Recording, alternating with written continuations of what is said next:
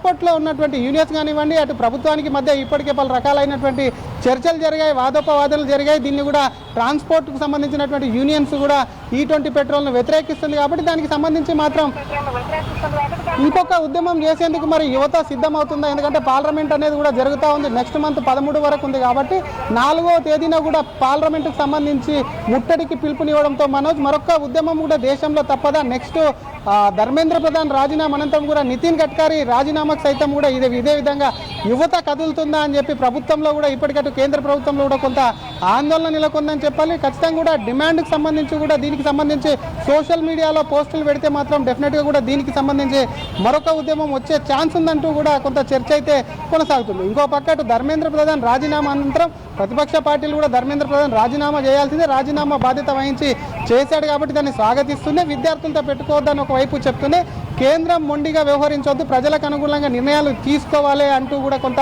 అటు ప్రతిపక్ష పార్టీలు కానివ్వండి, సోషల్ మీడియా వేదిక కానివ్వండి చెప్తున్నటువంటి పరిస్థితి ఉంది. కాబట్టి ఇంకా E20కి సంబంధించినటువంటి పెట్రోల్ మీద ప్రభుత్వం అఫీషియల్గా కూడా ఒకవైపు చెప్తున్నప్పటికీ మరి ఇటువంటి ఉద్యమాల్లో కూడా నెక్స్ట్ రానున్నటువంటి వెహికల్స్తో E20 పెట్రోల్ వాడకంతో కూడా ఇబ్బందులు ఎదుర్కోవడం, వాహనాలు పాడుకోవడం, మైలేజ్ తగ్గడం ఏదైతే ఉందో వీటన్నిటిని కూడా మరొక్కసారి అటు రవాణా శాఖ మంత్రిగా ఉన్నటువంటి నితిన్ గడ్కరీ సైతం దాన్ని పరిశీలించి ముందుకెళ్లేటువంటి అవకాశం ఉండకపోదని చెప్పొచ్చు మనోజ్.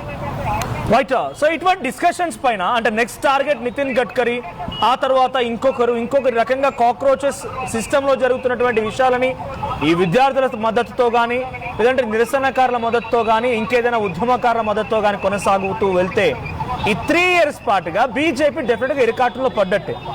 సో ఇప్పటివరకు ప్రతిపక్షాలకి సమాధానం చెప్పకుండా, ప్రతిపక్షాలకి ఎట్టి పరిస్థితుల్లో అవకాశం కల్పించకుండా మూవ్ అయినటువంటి బీజేపీకి 12-13 ఏళ్ల కాలంలో ఒక బిగ్గెస్ట్ థ్రెట్గానే భావించాలా ఇది? డెఫినెట్గా మనోజ్, ఎందుకంటే ఇది బిగ్గెస్ట్ స్ట్రెంత్ అనే భావించాలి. గతంలో చూసాం ఒకవైపు ప్రతిపక్ష పార్టీలన్నీ కూడా ఏకమై పార్లమెంటు స్తంభింపజేసినప్పటికీ కొన్ని విషయాల మీద చర్చలు కానివ్వండి, ఇంకోవైపు అటు ప్రభుత్వం కేంద్ర ప్రభుత్వం పైన ఉద్యమం చేసినప్పుడు కూడా ఇంత మూమెంట్ రాలేదు. ప్రభుత్వం అటు కేంద్రంలో ఉన్నటువంటి ప్రభుత్వము కదలిక రాలేదు. కానీ ఇది ఒక దేశంలో ఉన్నటువంటి యువత చేస్తున్నది. సీజేపీ కాకుండా సీజేపీకి స్వతంత్రంగా మద్దతు ఇచ్చే వాళ్ళు మద్దతుదారులు పెరుగుతూ ఉన్నారు. అందరూ కూడా ఢిల్లీకి కూడా వెళ్తున్నటువంటి పరిస్థితి ఉంది.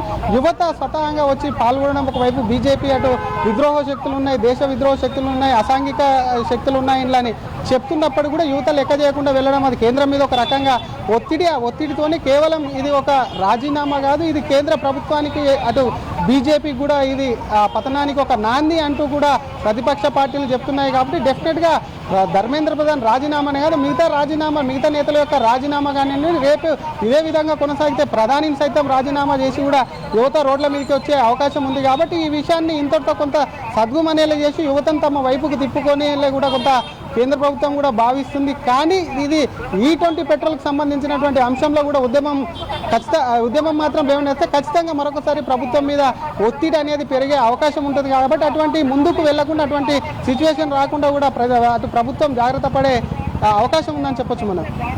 Thank you Sridhar. సో మొత్తంగా next target Nitin Gadkari.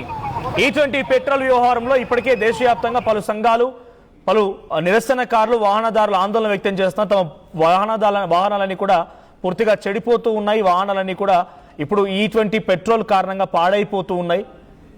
Mileage రావడం లేదు. ఇలా అనేక రకాలుగా ఆరోపణలు చేస్తూ అనేక రకాల ఆరోపణలు గారు కొన్ని సందర్భాల్లో నిరూపితమైనది కూడా. వాహనదారులు డైరెక్ట్గా వీడియోలు, సోషల్ మీడియా పోస్టులు పెడుతున్నారు. అలాంటి సందర్భంలో ఇప్పుడు నెక్స్ట్ టార్గెట్ నితిన్ గడ్కరీ అని చెప్పి ఈ కాక్రోచ్ అంతా నితిన్ గడ్కరీపై పడిపోతే పరిస్థితి ఏంటి? సో మీ అభిప్రాయం ఏంటి? నెక్స్ట్ టార్గెట్ నితిన్ గడ్కరీ కావాలని మీరు కోరుకుంటున్నారా? మీ అభిప్రాయాన్ని కామెంట్ చేయండి.